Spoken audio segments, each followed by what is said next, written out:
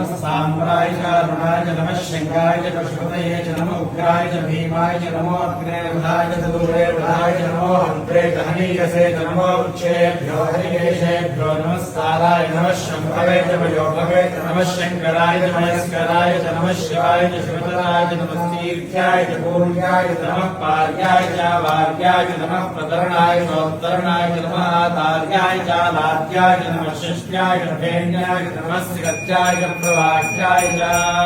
दत्तात्रेय हरे कृष्ण उन्मत्तानन्ददायक दिगम्बरमुनेवार्विशाल ज्ञानसागर यो मातृमूर्तिः परमः परश्च विशाणः सकलं विधत्ते त्रिस्त्रिस्त्रिधात्मान् त्रिधा त्रिधा वा विदधे समस्तं त्रिधा त्रिरूपं सकलं धराय नमः